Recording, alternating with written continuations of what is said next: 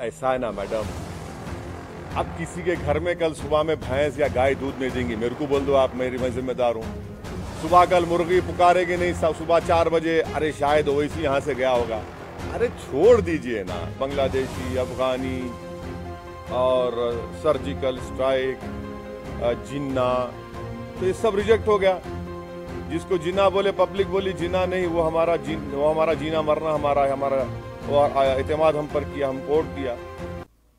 Greater Hyderabad municipal corporation की आवाम को, वहाँ के तमाम वोटर्स को, राय दहिंदगान को अपनी जानिब से उनका शुक्रिया अदा करता हूँ कि उन्होंने पोलिंग के दिन निकलकर अपने अपने वोट का इस्तेमाल किया, बावजूद इसके कि अभी भी पूरे मुल्क में और हर जगह पर कोरोना वायरस चल रहा है। और अगर पोलिंग परसेंटेज में और इजाफा होता तो और भी अच्छा होता, मगर जिन्होंने निकला अपने वोट का इस्तेमाल किया, मैं इनको मुबारकबाद देता हूं। और क्योंकि उन्होंने हमारी जमहूरियत को मजबूत करने का, और जो आवाम को एक मौका मिलता है 5 साल में एक मरतबा अपने वोट को डालने का, उन्होंने उसका इस्तेमाल किया। दूसरी जानिब में साथ ही साथ हमारे पार्टी के तमाम मेंबर्स का, अराकीन का दिल की गहराइयों से उनका शुक्रिया अदा करता हूं कि बड़ी मेहनत और जुस्तजू उन्होंने की, और साथ ही साथ जो 44 बल्दिया के कॉरपोरेटर्स या डिवीजन्स पर मंजलिस के उम्मीदवारों को कामयाबी मिली, मैं वहाँ के तमाम वोटर्स को, राह दहिंदगान को, वहाँ के बुजुर्गों को, इज्जतदार माँ और बहनों को, गयूर नौजवानों को उनका शुक्रिया अदा करता हूँ। और साथ ही साथ मैं ये बताना भी चाहूँगा कि MIM की जो कामयाबी हुई है, 5 साल पहले भी हमारे पास 44 कॉरपोरेटर्स थे, और जब हम 60 म्युनिसिपल वार्ड्स पर इंतखाबात में हिस्सा लिया था, अब के बार हमने 51 म्युनिसिपल डिवीजन्स पर हमने इंतखाबात में हिस्सा लिया, और उसमें से हमने 44 म्युनिसिपल सीट्स पर कामयाबी हासिल की। मैं हमारे तमाम पार्टीज के MLAs का, पार्टी के ब्रांच प्रेसिडेंट्स का, बूथ प्रेसिडेंट्स का, इन सब का शुक्रगुजार हूं कि हम तमाम ने मिलकर टीम वर्क की, और ना सिर्फ इलेक्शन कैंपेन के दौरान बल्कि MIM पार्टी साल के 12 महीने अवाम के दरमियान में रहती है, और उनके दरमियान में रहकर उनके अच्छे में, उनके बुरे में, उनके तकलीफ में, उनकी खुशी में उनका साथ देती है। इसीलिए कि हमारा ये कांस्टेंट अवाम के दरमियान में रहना, उनसे मुलाकात करना, अवाम को दस्तयाब रहना, या जिसको अंग्रेजी में कहते हैं एक्सेसिबल रहना, वो भी हमारी कामयाबी में एक बहुत बड़ा रोल अदा किया।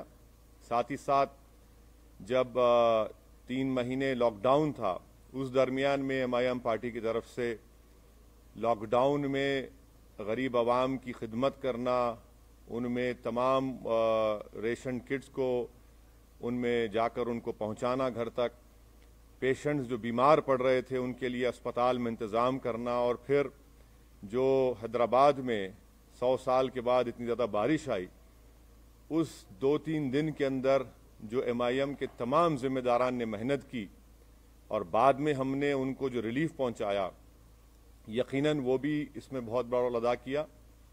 बहरहाल मैं तमाम अपने पार्टी के जिम्मेदारों का, और ये हमारी कामयाबी पूरी में हमारे पार्टी के मेंबर्स को क्रेडिट जाता है, और उन तमाम वार्ड्स के वोटर्स को क्रेडिट जाता है।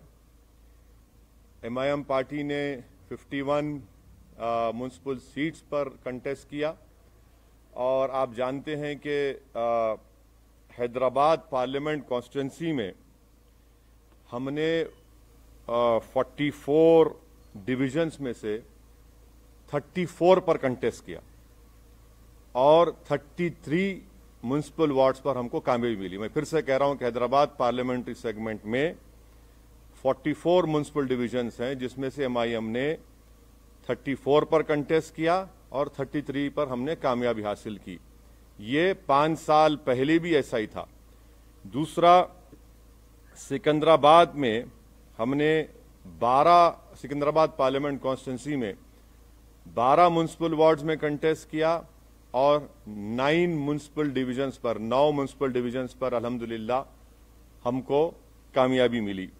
वैसे ही हमने 3 municipal wards Malkajgiri parliament segment में हमने इंतखाबात में हिस्सा लिया, हमको कामयाबी नहीं मिली। 2 म्युनिसिपल डिविजन्स हमने चिवल्ला पार्लियामेंट कॉन्स्टिट्यूंसी में हमने लड़ा और दोनों पर हमको कामयाबी मिली। तो मैं फिर से अल्लाह सुब्हाना व तआला का शुक्रगुजार हूँ कि परवरदिगार ने हम पर बहुत बड़ा रहम और करम किया और हमारी पार्टी को, इन गरीब आवाम की दुआओं को कबूल किया और हमको कामयाबी से हमकिनार किया। हमारे जो 44 सीट थे, अल्हम्दुलिल्लाह हमने उसको रिटेन किया और जो 7 म्युनिसिपल वार्ड्स पर हमको कामयाबी नहीं मिली, उसके ताल्लुक से हम लोग बैठेंगे, बात करेंगे। मगर मैंने हमारे तमाम जीतने वाले जितने भी नए नौ मुंतखब शुदा या न्यू कॉरपोरेटर्स हैं, उन सब से मैंने बातचीत की है और उनसे मैंने कहा कि भाई साहब, कल से आप लोग तमाम अपने काम का आगाज शुरू कर दीजिए। हमने जो आवाम से वादे किए थे उसको पूरा करने का कल ही से वक्त शुरू होता है।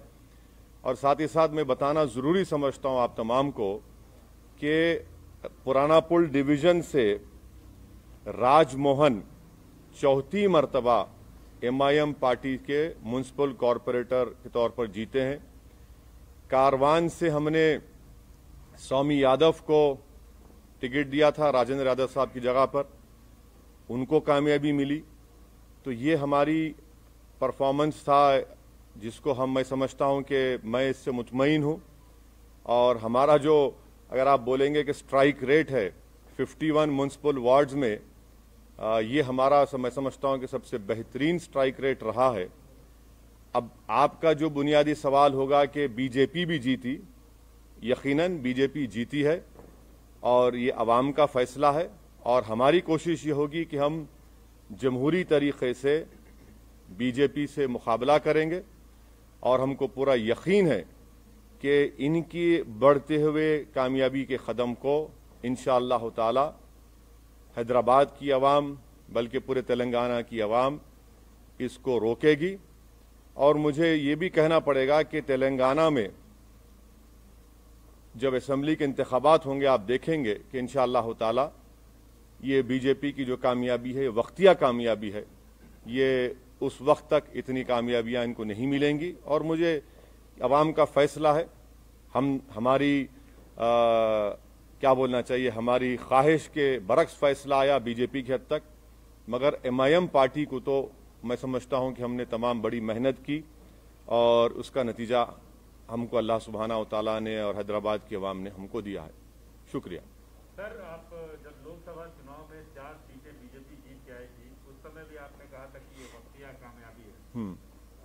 फिर उसके बाद ये कामयाबी नहीं, देखिए, सुनिए, देखिए, आप ये बात कह रहे हैं, मैं इसलिए निकाल रहा हूं कि जरा वो आंख पे, तो निजामाबाद में म्युनिसिपल इलेक्शन हुआ, बीजेपी का एमपी है वहां पे, कितनी सीट एमआईएम जीती?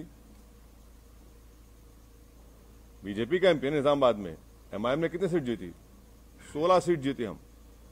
तो आपको बता रहा हूं कि होगा, ये इलेक्शन का वर्डिक्ट है, म्युनिसिपल इलेक्शन है, थोड़ा ऊंच नीच होती है। और मुझे यकीन है कि मैं तो प्रिवी नहीं हूं, ना मुझे अख्तियार है टीआरएस पार्टी पर बोलने का, मगर मुझे यकीन है कि ये लोग देखेंगे क्या करना चाहिए, क्या सही करना चाहिए, कितना अच्छा करना चाहिए, उसको देखेंगे, मगर उनके पार्टी का मसला है। सर, अभी मेयर और डिप्टी मेयर के लिए ये बात आती है कि आप किसको सपोर्ट करेंगे, क्योंकि आपका सपोर्ट का प्रसाद साहब, जरा थोड़ा खुशी का मौका है, थोड़ा आज तो एक रात छोड़ दो आप। लेकिन बहुत अहम बात है। हाँ बिल्कुल है, नहीं हर चीज अहम है। इतनी बड़ी कामयाबी हमको जो मिली है, वो यकीनन एक बहुत बड़ी कामयाबी हमको मिली है और हम फैसला करेंगे, बैठ के बात करेंगे। कल मैं हमारे पार्टी के तमाम जिम्मेदार हजरात से मैं उनसे बात करूंगा, उनसे मशवरा करूंगा, उनकी राय हासिल करूंगा, उसके बाद हम कोई फैसला करेंगे। यकीनन हमको फैसला करना है, हम करेंगे। सर, योगी आदित्यनाथ ने ये कहा है कि भाग्यनगर का भाग्योदय अब शुरू हुआ है और जेपी नड्डा ने भी ये कहा है कि 2023 में बीजेपी की सरकार होगी, केसीआर की करप्ट सरकार को हम निकालेंगे। तो आप उस पर कैसे देखते हैं? अब जाहिर है ये तो इस तरह की बातें करेंगे ना भाई। जहां पर योगी आए थे क्या हुआ? टाइम हो गए। सर्जिकल स्ट्राइक बोले थे ओल्ड सिटी के ऊपर, अब डेमोक्रेटिक स्ट्राइक हो गया बीजेपी के ऊपर। ये तो डेटा आपके सामने है, एम्पिरिकल एविडेंस आपके सामने है। हम तो योगी आदित्यनाथ से यही कहेंगे कि आप तो मुंबई गए थे, ज्यादा एक्टिंग मत करिए, हकीकत की दुनिया में आ जाइए और जो जुल्म वहां पर दलितों पर किया जा रहा है उसको खत्म करिए। जो खवानीन आप कॉन्स्टिट्यूशन के खिलाफ बना रहे हैं वो रोकिए। और मुझे यकीन है कि केसीआर गो हमारे अपोजिट पार्टी के हैं, मगर एक बात मानना पड़ेगा, एक रीजनल फेस है और वो रीजनल फेस आज भी इम्पोर्टेंट है, कल भी इम्पोर्टेंट रहेगा। और थोड़ा सा अगर वो लोग जो भी उनके चीजें सही करना है कर लेंगे तो he still a very important and I am sure कि केसीआर जो है वो बीजेपी के ऊपर बहुत बड़े भारी पड़ेंगे आने वाले वक्त में। तो क्या आप उनको सपोर्ट करेंगे अगर मेयर की सीट चाहिए तो? मैं अभी आपसे कहा हूं मैडम कि जरा थोड़ा सांस लेने दीजिए, थोड़ा हमको अपनी इतनी बड़ी कामयाबी हमको मिली है, थोड़ा हमारे तमाम पार्टी के जिम्मेदारों से हमको अपनी उनकी खुशी का हिस्सा बनने दीजिए। और कल सुबह में हम तमाम पार्टी के हमारे जिम्मेदारों से, एमएलएज हैं, एमएलसीज हैं, सीनियर हमारे पार्टी के लीडर्स हैं, उन तमाम से बात करेंगे, मशवरा करेंगे और जो भी फैसला होगा आप तक पहुंचाएंगे। सर, आपने अपने घर हैदराबाद से अपील की थी जब चुनाव प्रचार कर रहे थे कि बीजेपी को यहाँ पर कंप्लीटली रिजेक्ट किया जाना चाहिए, लेकिन आप ही के घर में बीजेपी नंबर कहाँ देखिए, आप लोग नेशनल चैनल पे आपको बड़ी मोहब्बत हो गई असदुद्दीन ओवैसी के, ओवैसी के घर में। मेरे घर में कौन जीता? हम तो कह रहे हैं कि मेरे अंगना में तुम्हारा काम ही नहीं है। अरे ना, आप देखे सुनिए, आप बताइए, चलिए मेरे घर में कहाँ जीते? आपने कहा नहीं, आप नहीं, सुनिए एक बात सुनिए। आप जब कह रहे हैं तो आप बताइए कौन सी जगह पर। हम तो जहां योगी गए वहां हराए, जहां अमित शाह आए वहां हारे। आपने कहा था पुराने शहर में सर्जिकल स्ट्राइक करेंगे, हमने कहा डेमोक्रेटिक स्ट्राइक करेंगे, डेमोक्रेटिक स्ट्राइक हो गया। अब नेशनल मीडिया को बीजेपी के बाजा बजाने का इतना शौक है तो बजाइए आप, मगर हमारे कंधे पे रखकर बाजा मत बजाइए। आप खुलकर कहिए कि हम बीजेपी की बैंड पार्टी हैं, हम बाजा बजा रहे हैं। हम आपसे कहना चाह रहे हैं कि हमारे घर में बीजेपी का जो पोजीशन था वो क्या है आप देख लीजिए। हम आपको फिर से कह रहे हैं कि हैदराबाद पार्लियामेंट सेगमेंट में 44 म्युनिसिपल डिविजन्स हैं। 5 साल पहले भी हमने 34 पर लड़ा था, 33 जीते थे।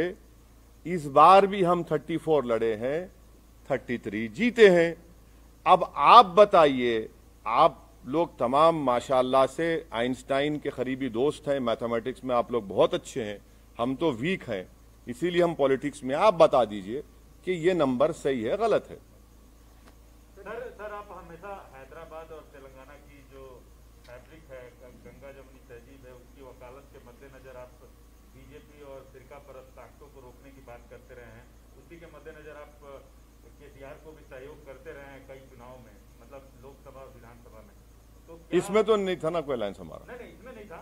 तो क्या थैंक यू। बीजेपी को रोकने के लिए जैसे आप वकालत करते हैं तो क्या आगे हाथ मिला सकते हैं? क्योंकि जो ये आंधी है, जैसा बीजेपी, आप आंधी बोलते? हाँ, बीजेपी आसमान देखिए कितना साफ है, इतना अच्छा मौसम है ना, हवा देखिए। सुनिए, ये लफ्ज आंधी का क्या मतलब? अरे भाई, अगर आंधी होती तो एमएलसी क्यों हार गए महाराष्ट्र में? महाराष्ट्र में हार, अरे ठीक नहीं जी, अरे भाई आवाम का फैसला है, मगर जरा अल्फाज का इस्तेमाल जो है ना, जरा उसके ऊपर देख कर करिए।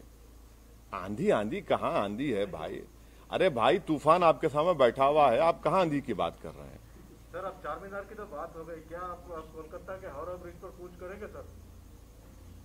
नहीं, इलेक्शन लड़ना तो प्रसाद साहब मेरे लिए जरूरी है।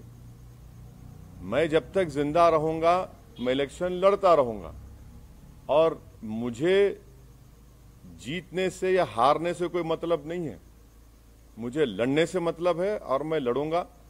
अब रहा सवाल आपके सवाल का जो स्पेसिफिक जवाब है, अब इलेक्शन से हम लोग थोड़ा हैदराबाद के इलेक्शन से फारिग हो चुके हैं, अब बैठ के बात करेंगे आने वाले एक 6-7 दिन में, और फिर इंशाल्लाह फिर अपना सफर शुरू रहेंगे। सर यही फॉर्मूला आप वेस्ट बंगाल में, मतलब आपने कहा था नहीं सोमित देखिए, मैं आपके सामने कई मर्तबा इन पर्टिकुलर आपके तमाम से कहूं कि केरला में और आसाम में मैं नहीं जाऊंगा। ये मेरा एक डिसीजन है और हम उसके पाबंद हैं। वहां पर बदरुद्दीन अजमल साहब की AIDUF है, IUML केरला में है, हम वहां जाकर उनको डिस्टर्ब नहीं करेंगे। अगर कभी उनको गलती से मेरी जरूरत पड़ गई मुझ जैसे दीवाने की, तो वो मुझे कॉल कर ले, मैं आ जाऊंगा, नो प्रॉब्लम। सर मतलब सर बीजेपी ये भी कह रहा है सर, ये बीजेपी ये भी सर बीजेपी नहीं, ये केरला और आसाम की बात कर रहा हूँ। वेस्ट बंगाल, तमिलनाडु में तो लास्ट टाइम लड़े हम लोग, एक सीट लड़े थे, वानियमबाड़ी की सीट लड़े थे हम लोग एक। बिल्कुल तमिलनाडु में लड़ेंगे, क्यों नहीं लड़ेंगे? सर बीजेपी इधर भी वो राइट साइड बहुत हो गया, लेफ्ट विंग भी है, लेफ्ट साइड भी है। सर बीजेपी ये क्लेम करता रहा कि MIM का और मेनली जो TRS का अलायंस है, मतलब इश्यू बेस्ड जो सपोर्ट था वो रूम के अंदर ही रहा है। तो मतलब सर ये तो इसका मतलब ये है कि बीजेपी को ये मालूम कि मैं टॉयलेट में जा रहा हूं तो क्या हो रहा है? क्या बात है यार? सर जिस तरह से ये मुद्दे उठाए गए थे इस बार बीजेपी के द्वारा, जिस तरह का ध्रुवीकरण किया गया था, क्या आपको लगता है कि ये कहीं ना कहीं काम किया और आने वाले चुनाव में जो इसे और ज्यादा मजबूती के साथ पेश करेगी बीजेपी? मेरे कॉन्स्टिट्यूंसी में तो काम नहीं किया। सुनिए, सर्जिकल स्ट्राइक बोले, ओल्ड सिटी में 30,000 रोहिंग्या बोले, पूरे पुराने शहर की जनता, चाहे वो हिंदू रहो या मुसलमान रहो, बंगाली रहो, दलित रहो, बैकवर्ड क्लास के रहो, हमारे मारवाड़ी कम्युनिटी के, सब बोले कि नहीं, no surgical strike, only democratic strike चलेगा, और यहां से हमने बीजेपी को हराया।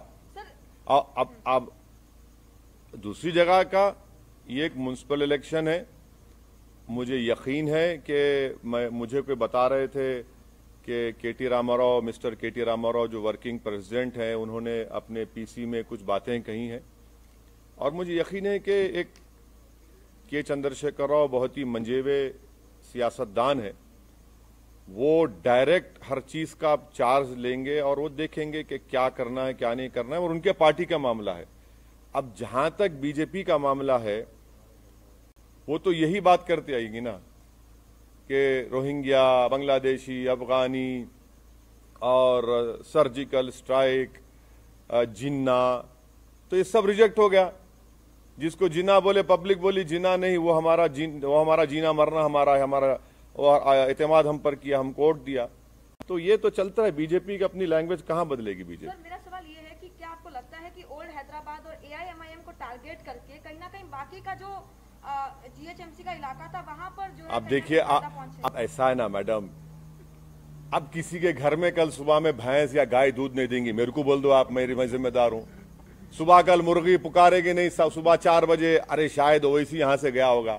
अरे छोड़ दीजिए ना, कहने हर चीज में आप लिखिए ओवैसी के घर में ऐसा हुआ, अरे मैं कहां जिम्मेदार हूं? मेरे घर का तो मैं रिकॉर्ड पेश कर दिया आपको, अब दूसरों को बताना पड़ेगा।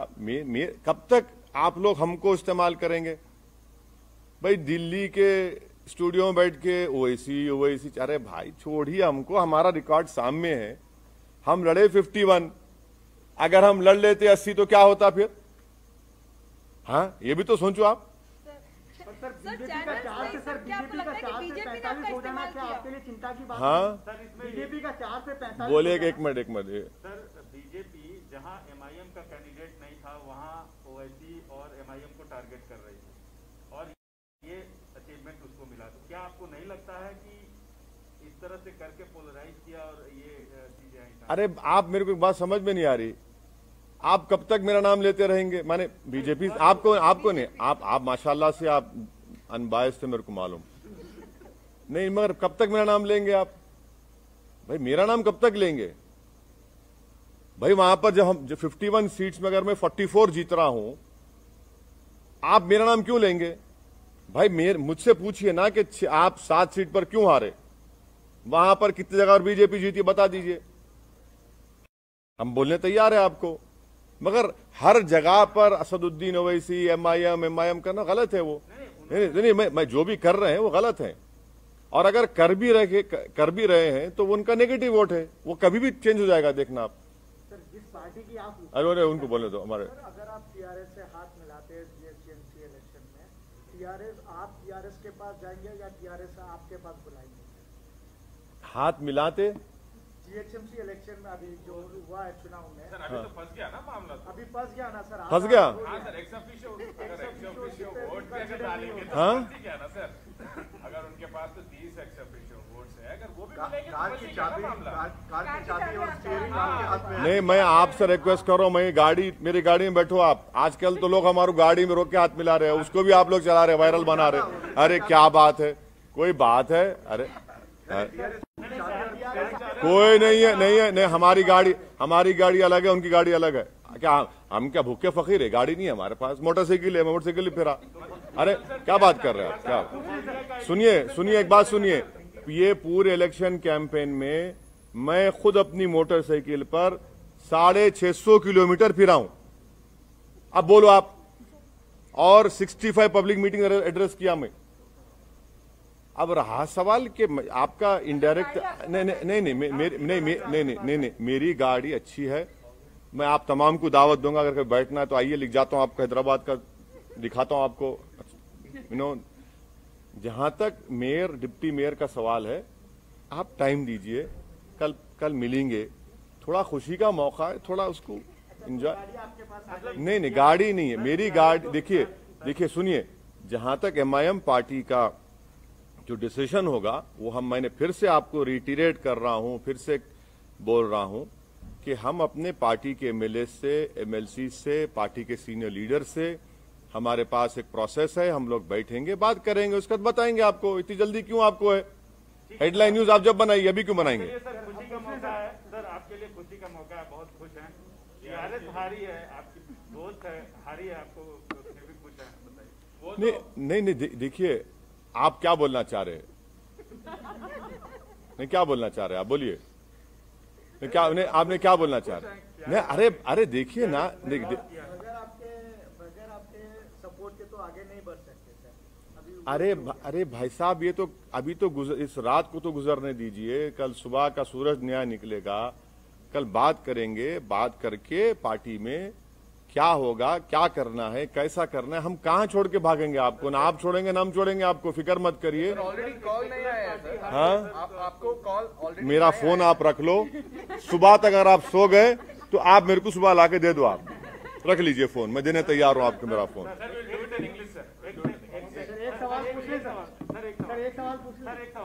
एक सेकुलर पार्टी लॉस की है, उसका आपको दुख है या खुशी है? हाँ, एक सेकुलर पार्टी लॉस की है यहाँ पे। नहीं, मैं आपसे कह रहा हूं ना कि यकीनन मुझे इस बात का पूरा यकीन है कि के चंद्रशेखर राव एक ना सिर्फ तेलंगाना बल्कि साउथ इंडिया का एक बहुत बड़ा पॉलिटिकल चेहरा है, और वो जब सामने आएंगे और आ रहे हैं, वो देखेंगे उनकी पार्टी का मसला है, क्या क्या हुआ, क्या नहीं हुआ, क्या करना चाहिए, कैसा करना चाहिए। टीआरएस अभी भी तेलंगाना में रूलिंग पार्टी के साथ साथ एक फॉर्मिडेबल पॉलिटिकल पार्टी है, और एक तेलंगाना की जो रीजनल सेंटिमेंट है वो उसको रिप्रेजेंट करती है। उस बात को आपको समझना है। और यकीनन उनको नहीं मिली, वो नियरली 42-43 सीट्स पर उनको नाकामी मिली। मुझे यकीन है कि केसीआर इसको देखें, क्योंकि उस आदमी का पॉलिटिकल जर्नी मैं जानता हूं। जब मैं एमएलए था अकेला असेंबली में, जब से इनको देख रहा हूं, वो देखेंगे। सर, जिस पार्टी की आप मुखालिफत करते हैं, सर एक सवाल ले लीजिए। अब ये एक सवाल आप कुछ पूछना चाह रहे हैं मैडम? एक सवाल सर, जिस पार्टी की आप मुखालिफत करते हैं, वो पार्टी जो है 4 से 45 हो जाती है सर। आप असदुद्दीन ओवैसी इस बात से चिंतित नहीं है सर? क्या असदुद्दीन ओवैसी इस बात से चिंतित नहीं? अच्छा, इंग्लिश में बोलिए, इंग्लिश में। सो today the results of GHMC municipal elections have come out. I want to thank the people of Greater Hyderabad Municipal Corporation and all the people who have come out and voted on the polling day. I was hoping and expecting that the polling percentage would be more higher, but anyway, the people have come out and voted, and I'm very grateful and thankful to them that despite COVID and Corona still being there, they have come out and voted for their respective political parties. I am thankful to the Almighty Majestic Allah Subhanahu wa Ta'ala for His great blessings, and I'm also thankful to the people of Hyderabad, the voters of those 44 municipal wards where MIM party could regain them.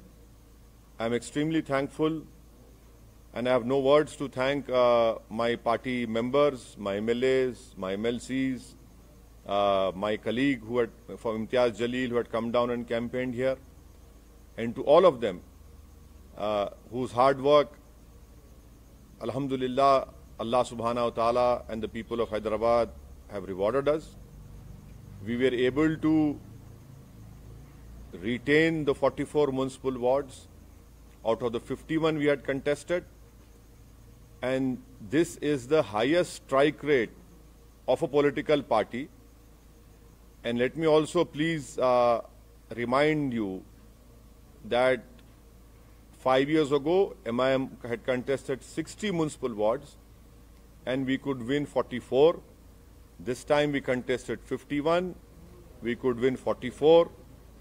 And to all the national channels, I would urge them to listen to what I am telling now, that in the Hyderabad Parliament constituency, which also includes the heart of Hyderabad, जिसको हम बोलते धड़कता हुआ दिल of Hyderabad, where BJP said we'll do a surgical strike, the people of Old City have done a democratic strike on the BJP and Sangh Parivar. In the Hyderabad Parliament constituency, there are 44 municipal wards. MIM party contested 34 and we won 33. This is the same number which we contested 5 years ago, and now it is the same number. In Chivalla Parliament constituency, we contested 2 municipal wards. We again retained them, alhamdulillah. In Malkajgiri Parliament segment, we contested 3 municipal wards. We could not win. In Sikandrabad Parliament constituency, MIM contested 12 municipal wards. We won 9. That is the exact position of the victory of MIM party. And thirdly, I have spoken to all my newly elected municipal corporators. I have congratulated them and I have reminded them that their victory has been possible only because of the Almighty God, the hard work put in by all the MIM members, and because of the voters of their respective wards. And I have told them in clear terms that their work should start from tomorrow onwards, and they should try and fulfill the promises that have been made by the MIM party to the electorate of that respective municipal wards. And may I also tell you that this victory also shows that MIM party's continuous work of being in the midst of the common man, representing them, being in their happiness, helping them when they are in trouble, and helping them whenever they required any helping hand. That is why the MIM party could retain 44 municipal wards. Tremendous yeoman work was done by MIM MLAs, MIM members during the lockdown period, wherein MIM MLAs and members, they took a huge risk on their lives, and during the peak of Corona, we were able to distribute whatever we can from our side, ration kits to not only people of Hyderabad and Secunderabad, but even to migrant laborers. And also when the unfortunate floods took place in Hyderabad, those 3 days, the MIM cadre, MIM MLAs, everyone were out there on the streets, on those inundated areas where thousands of houses were submerged in water. We were doing our utmost best, and people have seen that it is the only party in Hyderabad whose offices are open 6 days a week, where MLAs, corporators, MPs sit in front of the people and address them and meet them, and they are very accessible as compared to other political parties. As far as the election of mayor and deputy mayor is concerned, we want to savor this moment of our victory, and we are thankful to the people of Hyderabad.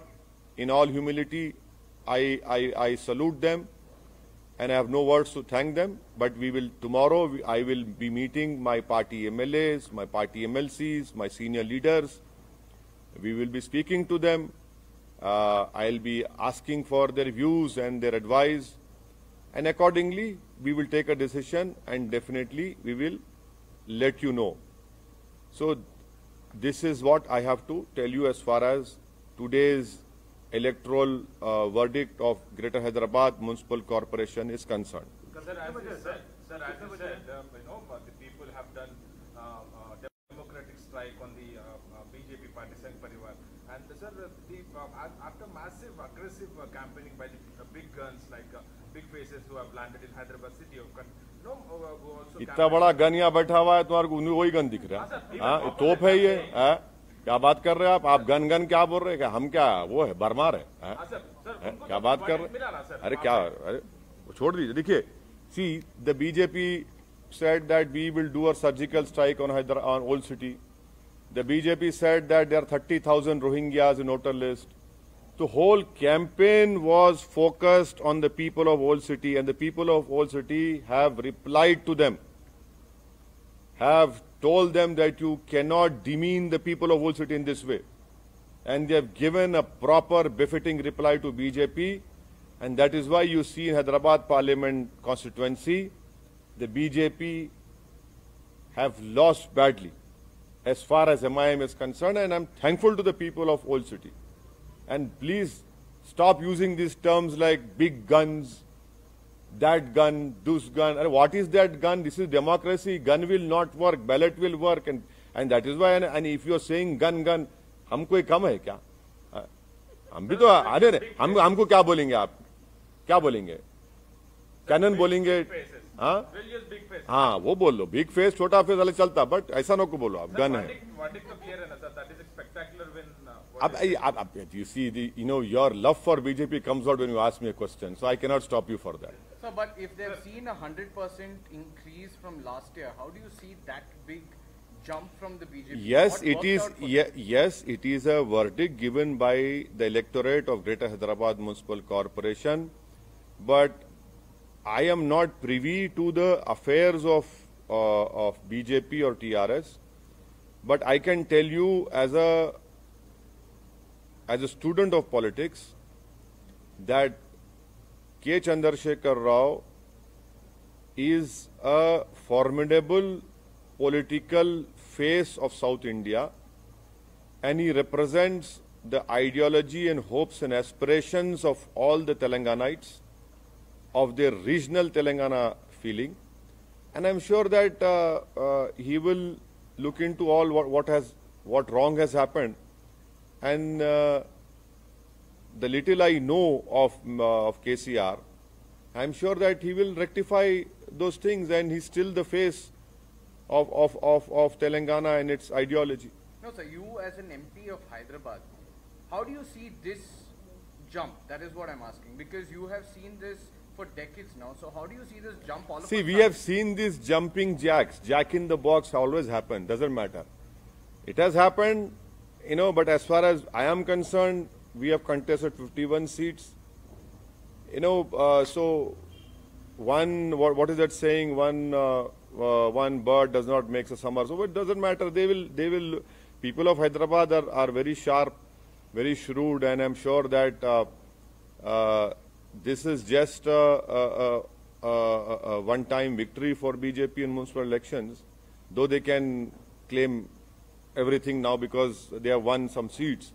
But definitely in the long run, you will see that things will definitely improve, and their increase, which you are saying, jump and whatever it is, but it will not. It will come down. Sir, well, this formula will be implemented in the West Bengal, as you also said about Assam and Kerala and Tamil Nadu. Just to say that. No. As far as contesting in West Bengal is concerned, I'm free from the elections of GHMC. I will speak to my people from West Bengal, and then we'll decide what is wrong in contesting. You must contest elections. A political party must contest elections. We know. See, I am not afraid of losing elections. I have said this many times, and we'll decide what to do. Anything else? Thank you so much. Good night.